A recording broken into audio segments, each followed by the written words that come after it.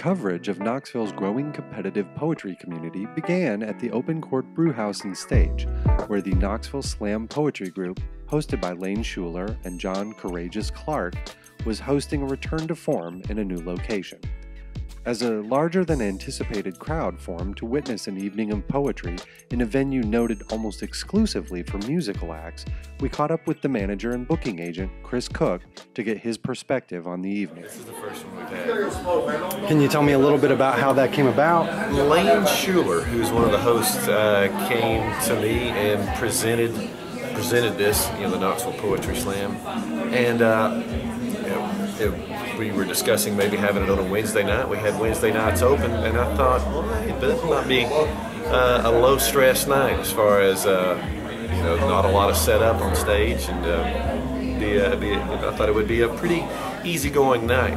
And as soon as we set the date and we put the event on Facebook, it blew up like crazy. And like in no time, there's over 200 people who say they are coming to the event. So it's blown up quite a bit and surprised us all. We then spoke with Lane Shuler, one of the event's coordinators and the MC for the evening. For whatever reason, we have had just absolutely phenomenal Facebook event support. I don't know why, but we have, and we're very excited to see it's all ages, which is great. We have, for the first time in as far back as we can remember, we're going to be an all ages crowd. So very excited about that. Very excited to be able to just perform in front of a local crowd. I mean, Courageous, we do stuff out of town a lot, but to do it at home, it's really good. We are glad to be back. Make some noise for the Open Chord Brew House and Stage for having us here tonight. Also make some noise for the Mo Man, tonight's feature, coming all the way from Little Rock. If Facebook changes its user interface one more time, I think I'm gonna club a baby seal. I get online to find some place to unwind, and every time I do, I live in fear that some overeager junior-level programmer working for the Book of Faces has had some brand new revelatory ideas that is in fact such a great idea that it is now in fact a mandatory. Can you explain just a little bit about what slam poetry is for folks who may not know? Well, Poetry Slam is the competitive form of poetry. It's basically every poet gets 3 minutes to do an original piece of work with no musical accompaniment, and they go on stage, they perform for 3 minutes, and then they get a set of scores from 5 randomly selected judges. At the end of the night, the poet with the highest scores wins. Scattered tatters of all that matters spatter the walls of the halls of a mind that's lost it. Piecing myself back together again and shaking cobwebs from skeletons in the closet to see which one I'm gonna be today.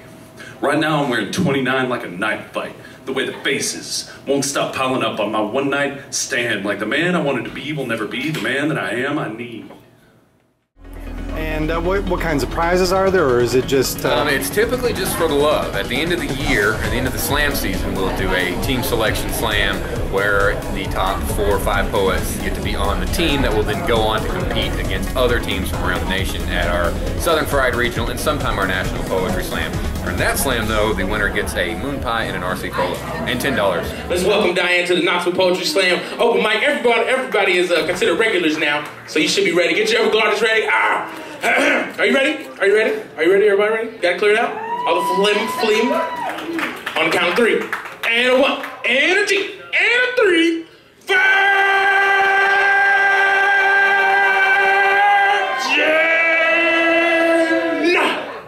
Yes!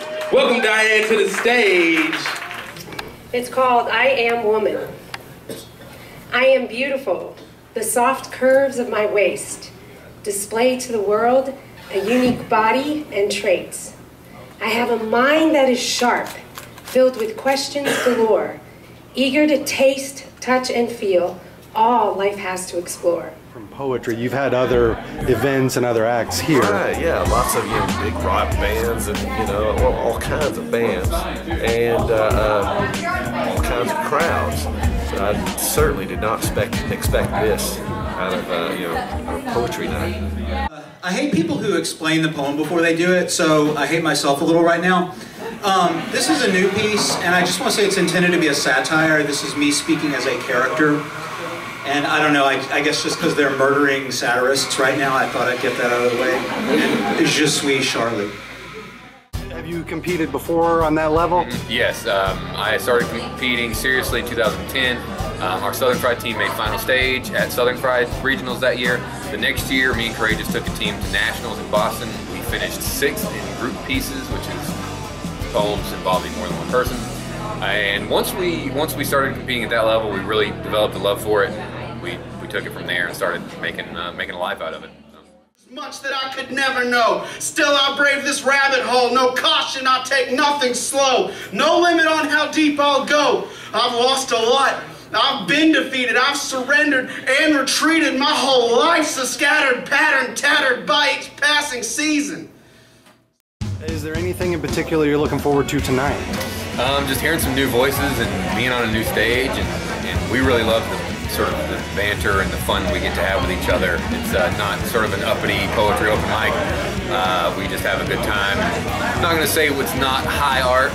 It's still poetry, but we like to make it fun for everybody. So. There is no way that Shakespeare with knee-length pants, knee-high socks, didn't know a thing about trying to pop and lock, or Biggie and Pop, or slinging crack rock, or mad jump shots, could ever be hip-hop. But see, that's when it hit me.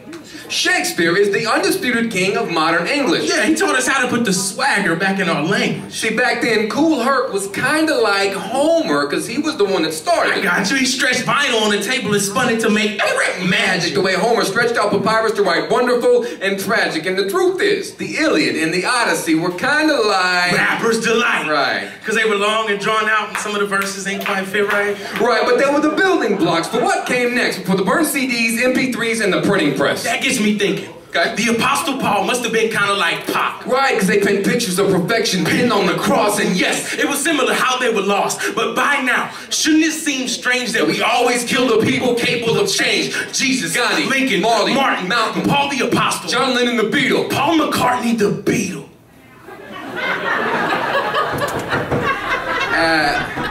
Courageous. Paul McCartney is, he's still alive, right? Do you feel like the poetry community is growing in Knoxville because of events like this? I think so, and you know, you've got so many great poets that are starting their own shows, which I feel like 3 years ago may not have been a possibility, but you have Black Atticus and you have Ray of Sunshine, who have their own events, who are thriving and doing really well. And part of that is because they're so immensely talented, and part of it is because they're just great people and great to be around. And so them branching off and doing their own things, having 3 good, solid poetry events in Knoxville is a very good thing. And I think we'll continue to see growth as far as crowds go. And I think acceptance of poetry at venues will continue to increase nationwide, I think. So yeah, I'm sure I have a very strong feeling we'll do this again.